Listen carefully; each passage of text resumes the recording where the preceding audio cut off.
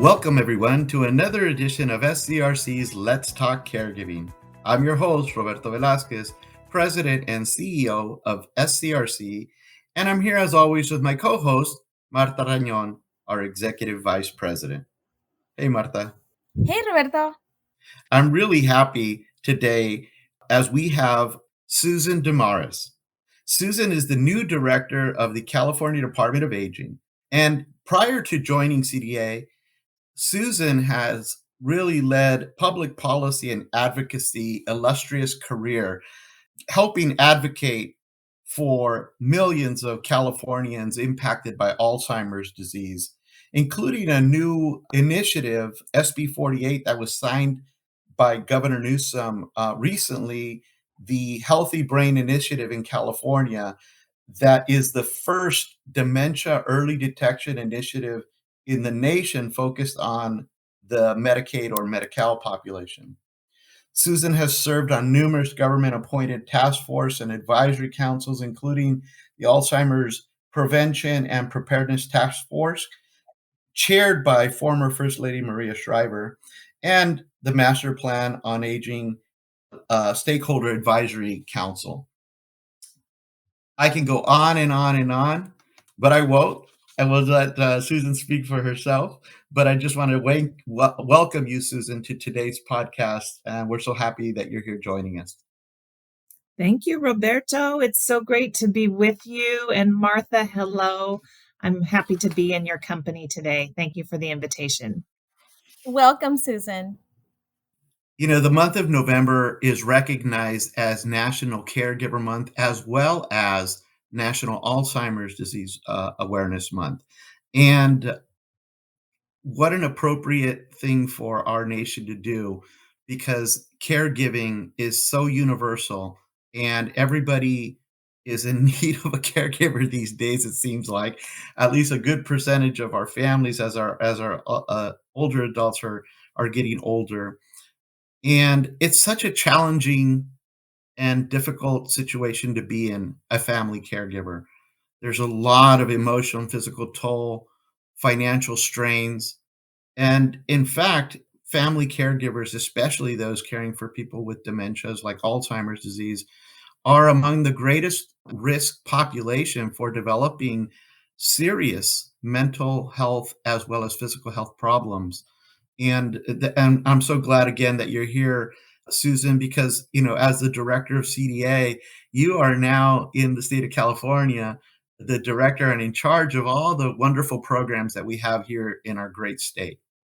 Roberto, I am really excited to hear from Susan because, as you know, my background being in public policy and working with local elected officials, I am really excited that we as a state are doing so much for this population, for caregivers in general, but very specifically with the CDA, with state legislators getting involved to really focus on this aging population. I mean, all of us are heading that way. And all of us, I'm sure a lot of us are really in that situation where we are caregivers, or we have been caregivers, or we will have the need to be to have caregivers. And so I really want to hear from Susan. What are some of the efforts that California is doing to support family caregivers? I am so proud of California and where we are today in November of 2022 and what's ahead. You know, I really think we're entering a new era for family caregiving in our state. And it didn't happen overnight. In fact, as you know, as part of the Southern Caregiver Resource Center, California established a network of caregiver resource centers in the 1980s. We were so far in front of the rest of the country, and we still are. We have a network of 11 CRCs around our state. But in recent years, we've really accelerated our progress, and I can point to the Master Plan for Aging as a great example. Our governor, Gavin Newsom, himself was a family caregiver. He thanks his sister often publicly for the role that she played in caring for their father, and it really influenced his executive order to establish a master plan for aging as well as a Alzheimer's Prevention and Preparedness Task Force. So he brought those two together. And one, there are just 5 bold goals in our master plan for aging. And one of them is caregiving that works. And that focuses on the paid and unpaid caregiving workforce. And we know in California and across the country, the vast majority of long-term services and supports are provided by unpaid family members and friends. I'm so glad that you differentiated between paid and unpaid, because I think for a long time there's been this assumption that if you are a caregiver, then you must be a professional. This is your job. You get paid. You chose this. But there is a vast difference between a paid and an unpaid family caregiver, because family caregivers are just that, someone caring for their relative, their loved one, a family member, even a neighbor or a friend. And so, what are those support systems for them? I have been an unpaid family caregiver myself, and we know across the country and in California, it's often daughters who perform that role. And I cared for my father who had 20 years of heart disease, and I cared for my mom who lived with Alzheimer's. And they were two very different experiences. My dad lived a couple miles away. I saw him almost daily. And in my mom's case, she lived in a tiny little rural town in far northern California that was really hard to access. And there were no services for her and her community.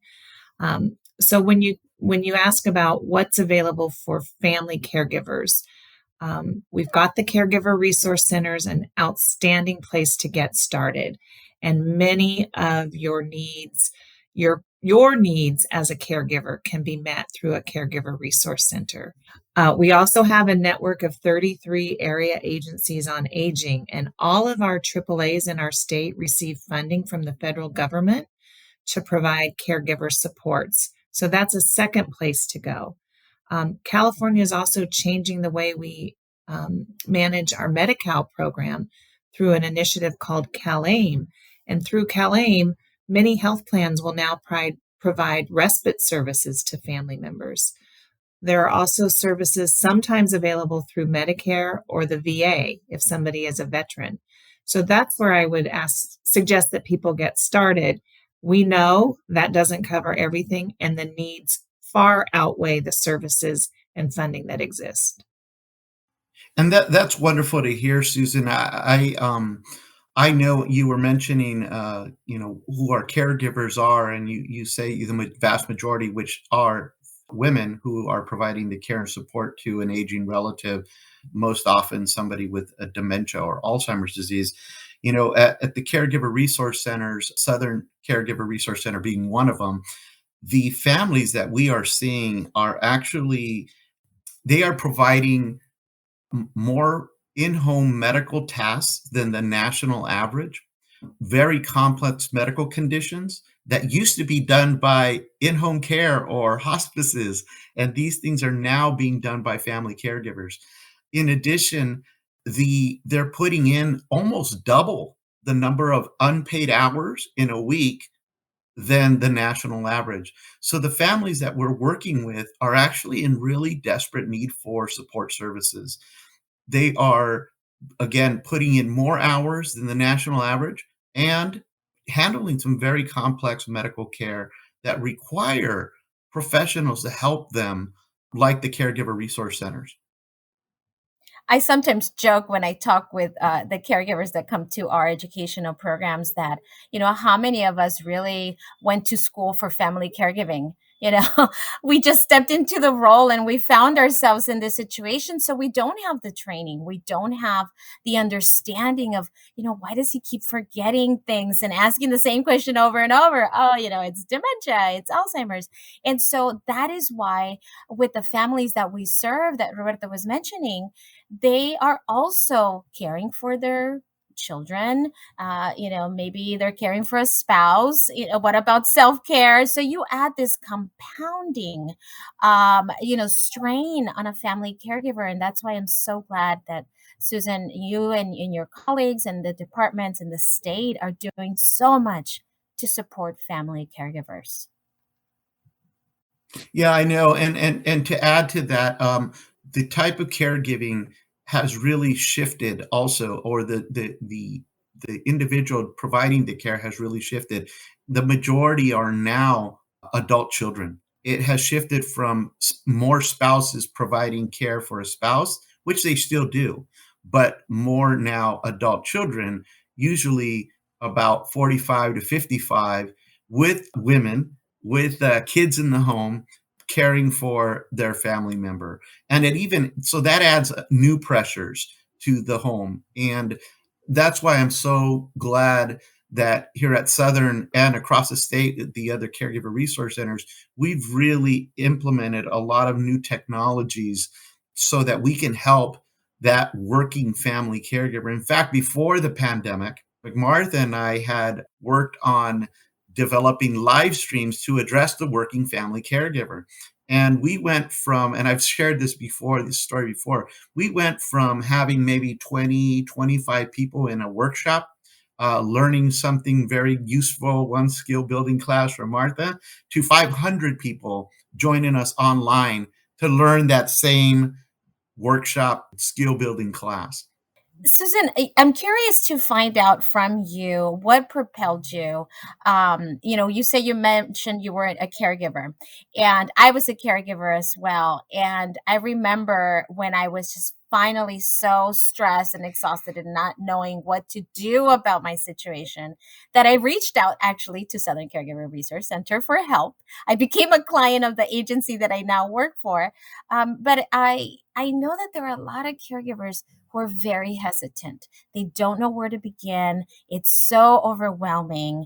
And, that's why we do the work that we do with community outreach workers and promotoras. We're out in the libraries and DMVs and food lines talking to people. But, sometimes people say, well, I'm just going to get a brochure. I'm just going to pick up the phone and call. How did you manage that when you were a caregiver? So this is absolutely a personal passion of mine, and I feel so privileged that it's also my work and my career. And I want to thank you for what you're doing to raise awareness with this podcast because you're exactly right.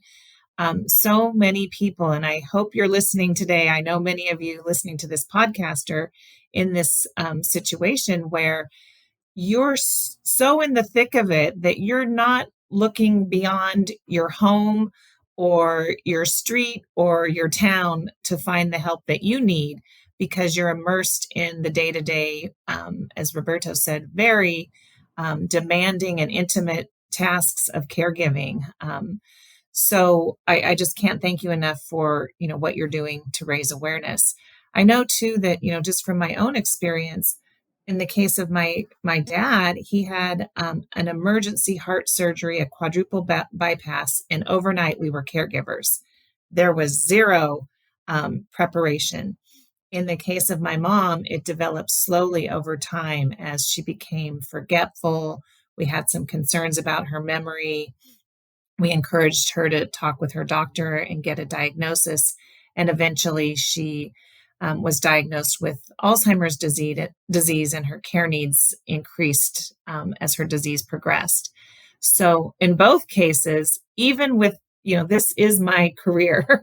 I work in health policy, aging policy, and I was stumped and I didn't know where to begin. And, one of my absolute goals as director of the Department of Aging is to help individuals and families navigate this complex system and to make things more simple and streamlined so that we can get started on our path. And then professionals, people who are skilled, who have the knowledge, can then point you in the right direction.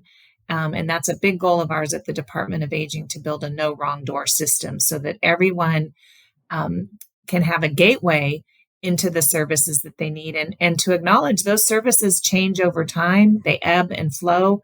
Some families rotate caregiving duties, so you might be on, you might be off. And we also know that family sizes and living situations are changing. So, smaller families, more long distance caregivers. So we want to be responsive to the unique needs. Thank you. One of the things I'm so proud of from a standpoint of the Caregiver Resource Centers is that when we are working with family members, we are assessing their needs, specifically the needs of the family caregiver. And we include in the assessment some validated instruments that help us measure depression and burden. And we even incorporated during the pandemic a loneliness scale that actually helps gauge how much isolation a person is in and their resources that they have to help them. And the you mentioned something, people, not being engaged at the beginning, maybe um, saying, well, I don't need help right now, but things change over time. And often, of course, people come to us when they're more in a crisis situation because, like Martha says, I was so overwhelmed I couldn't do it anymore. I needed to get some professional guidance and help. And that's what I like about the services that we provide on a local level here in San Diego and Imperial County, as well as throughout the state from the resource centers, is that we leave that door open. So a person might come one day and just want a pamphlet or a brochure. Then they might call us back and do a full-on assessment, and we help them develop a care plan and prioritize what are the types of services that are going to help them right now. Because as you say, if you're so immersed and overwhelmed, you can't even prioritize certain things anymore. You're just there Everything's a handling what's priority. Right, handling what's being thrown at you at that moment. So we help them with these care plans, and then we help them over time as things change. Every so many months we check in. We say, "How are things?" "Oh, this situation is no longer an issue." Or, "Now I think I really do need a support group." So here's a lot of different ways that we can continue helping the families through their journey, and that's what I love about our programming. And how wonderful to know as a caregiver that you are not alone, that there are people helping you, supporting you, guiding you as things really progress for the worst. I mean, if you're caring for someone with Alzheimer's, it's not going to get better. So your needs, their needs are going to increase. And so having that support system, having that avenue that, hey, you can get some counseling, like Roberto was saying, different types of support systems is important. And I am just so glad that California is at the forefront of this, because I just keep thinking ahead and thinking, I'm going to need some of these services, as much as we all like to think we're going to stay young forever. Hey, we're going to all need these type of services. So it's better to know what we have and to plan ahead, as we are doing with the California Department of Aging and the state plan. And I think another thing, Martha, is, and we've all just touched on this a little bit today, is that many of us who are even in the field, like, for example, myself, I also was a caregiver to my mom primarily. She didn't have dementia. She had a cancer, rare cancer, and she's passed since. But when she started to need more care, our family was starting to struggle on how to help her. And here I am, the CEO of Southern Caregiver Resource Center, and I'm trying to hold a family meeting, and everything's going all over the place. The challenges of one family member saying, well, you don't help enough, or you don't do this, and you don't do. I actually turned to our family consultants, our clinical director, and said, I need help. I need you to teach me how to hold a family meeting. So for professionals, even in the field, it's good to get that outside professional advice that helps you connect and do things right to help you with this very long-term responsibility of being caregivers. Susan, I know we can talk forever, and I just want to get from you a sense of where do you see things going with the state in terms of the planning, the forward, thinking, the outlook of support for family caregivers. Well, today I feel very helpful and very hopeful. And sadly, part of that is coming out of the pandemic. There's a lot more focus and attention on older adults and family caregivers and people who have been isolated and who have declined while at home and have not had access to the supports that they need. So that's getting a lot of well-deserved attention right now. I'm also thrilled that just last month, the federal government issued the National Strategy for Family Caregiving. This is the first ever, and we've scoured the document and we're looking for all the pieces that fit with California so we can advance those in our state. So we're very, I'm very hopeful that with the master plan, with the national strategy for family caregiving, and with the very important focus and attention on older adults and family caregivers coming out of the pandemic, that we're getting the attention that we so well deserve. And then I'll just add last, we are in a workforce crisis right now. And our state leaders recognize that when there is not a sufficient paid workforce, whether that's in a skilled nursing facility, assisted living, adult day health care, or home care, that the gap and the burden then falls on family caregivers. So we know that family caregivers are picking up the slack for our workforce crisis. So I think that there's a combination of positive and negatives that are conspiring in favor of family caregivers right now. And California is committed to harnessing all of those, harnessing and leveraging all of those forces to the advantage of family caregivers. Thank you so much, Susan, for sharing that and giving us the insights and scoops on new things developing, not only on a national level, but for the state of California. The state of California, to me, has always been a very progressive state. Again, back in the 80s, forming the Caregiver Resource Centers system before, the boom of the aging population really hit. So again, thank you so much for being with us and joining us today here. So while California was out in front with the establishment of the Caregiver Resource Centers back in the 1980s, I think our state right now is in a position to really lead the nation on equity, because we recognize that the burden of caregiving falls disproportionately on women, and especially women of color. And we also know that chronic and disabling conditions impact people of color at a disproportionate rate, requiring more family caregiving. And Susan, thank you for sharing that. And I would just like to add, before we end this podcast, that the other and talking about equity, is hundreds of thousands of dollars per family are lost in lost wages over time as family caregivers. There was reports from an AARP report several years back that on average, a family lost a lifetime of earnings. A family caregiver lost a lifetime of earnings in the exceeding $300,000 from being a family caregiver. So yes, equity is a really big issue, and I'm glad we're paying attention to that. Well, that's all the time we have left for this edition of Let's Talk Caregiving.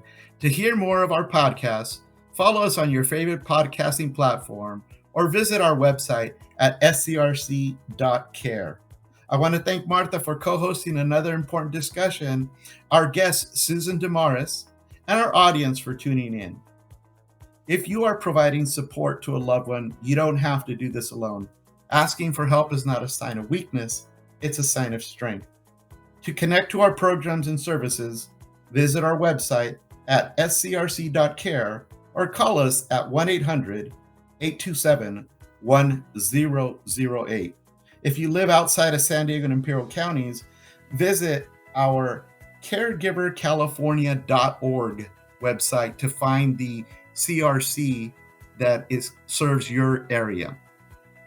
To support our efforts and make a tax-deductible donation, please go to scrc.care and click on the Donate tab. And remember, SCRC is here for you, caring for those who care for others.